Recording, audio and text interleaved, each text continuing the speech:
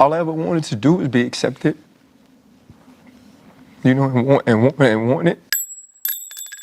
Ryan Clark finally spoke about ESPN firing him. And the part that stood out to me was not that he lost his job, it was how he lost that job. This man has been at ESPN for over a decade. He's become one of the most recognizable faces of their football coverage. He was on television doing his job, and during the workday, he found out their relationship was over. Now, that's cold-blooded.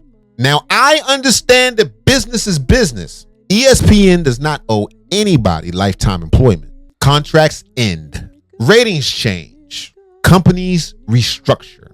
But after somebody gives you that much time, that much energy, and that much credibility, there's still a respectful way to handle the exit. And from the way Ryan Clark tells it, he didn't feel respected at all. Central on Monday. What happened on Monday? Because you got, bro, you got 5-minute shifts. Get fired halfway through. He gonna be crying later. Hey, Jared, crazy, right? Hey, Where'd the other box go? yeah, so let me put this to bed. I wasn't laid off. I was fired. They're using layoffs as a cover and a camouflage for what they already intended on doing. But there was no cause for it. So because there was no cause for it, you couldn't just fire me. So you had to wait to the layoff so you could camouflage it and veil it, right? But here's the other thing. If I was laid off, like everybody else, they came out on Tuesday. Mine came out on Friday. I get the call. I get a text from our showrunner that tells me to call my boss. I call my boss in the break, tells me they're letting me go. He said this is a very awkward call. This is a hard call. I could hear how hard it was for him.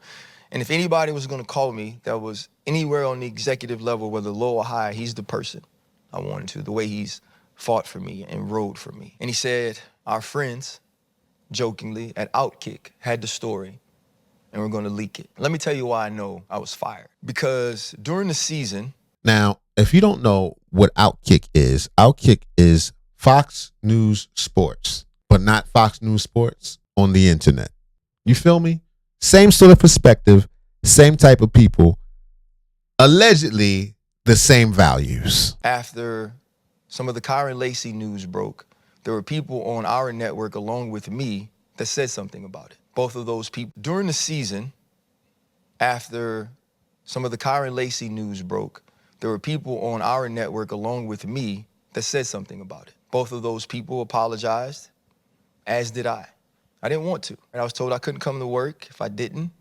And at that point, I said, well, I can't come to work tomorrow because I don't believe I did anything wrong. Some conversations happened, and we got to that point. And Outkick wrote an article about all the people that apologized, two very prominent faces at ESPN. And they praised them for who they were and how they brought this thing back around.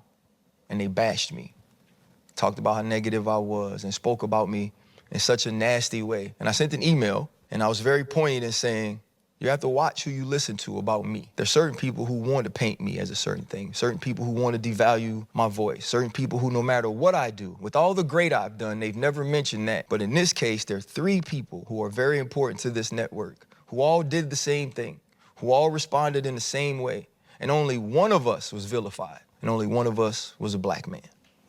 And so, how poignant. I mean, that he's not playing fair right there. He's not playing fair right there. It was a little more to it than that. The other people apologized when they were found wrong.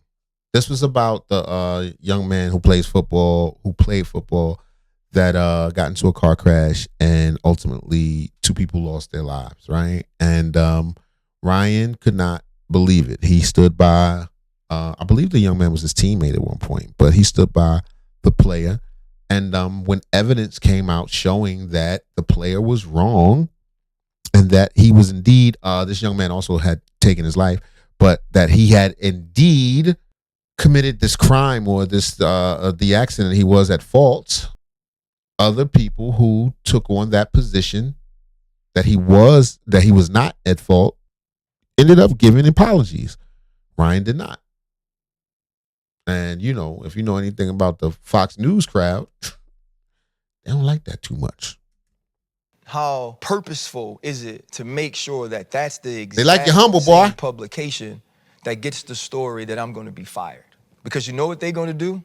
They're going to praise ESPN. They're going to pump ESPN up for getting rid of the person who stands up for the community. And they're going to say that these are all the reasons why I didn't belong on TV in the first place. Is there anything you would do differently, or do you leave knowing that you were fully yourself? It depends on when you ask me. You know? Like you ask me, like when I see people in public, like OGs and like aunties and stuff, and they tell me they proud of me, and they proud of like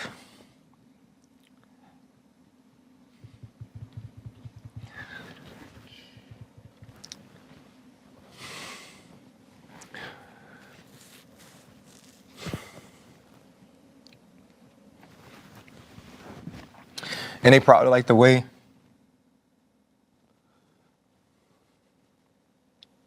I represent the community. Yeah. I wouldn't change anything.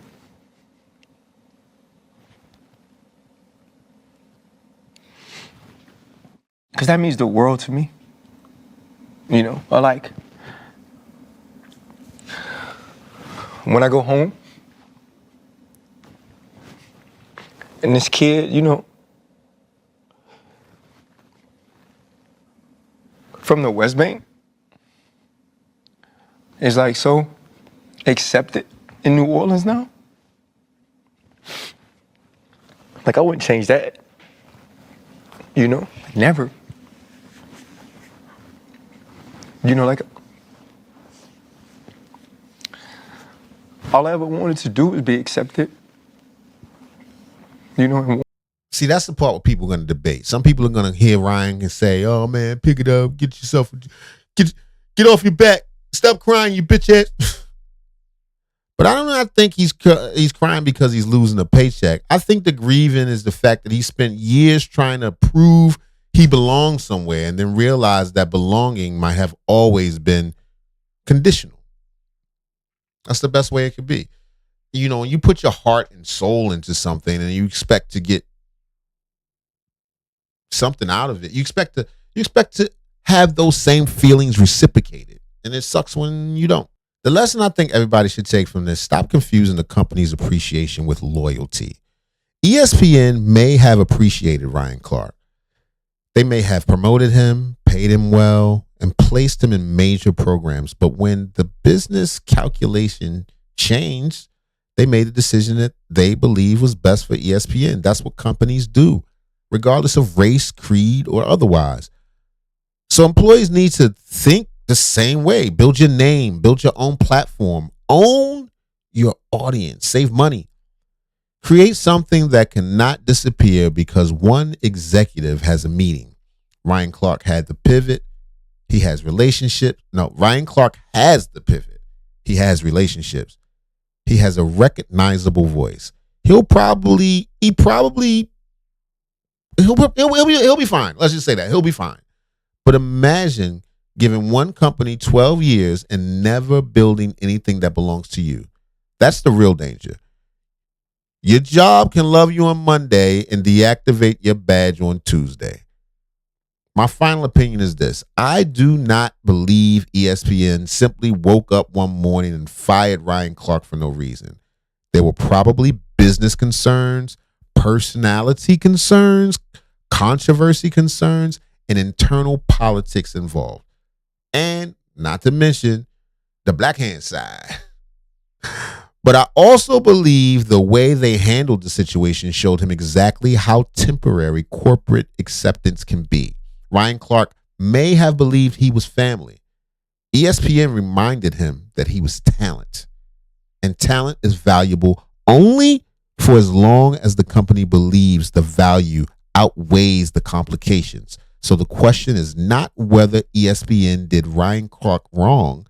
The question is rather Ryan ignoring the warning signs because he wanted so badly to feel accepted.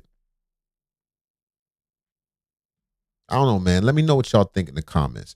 Do you think Ryan Clark was punished for being too outspoken, too black? Or did his personality finally become more trouble than ESPN thought he was worth?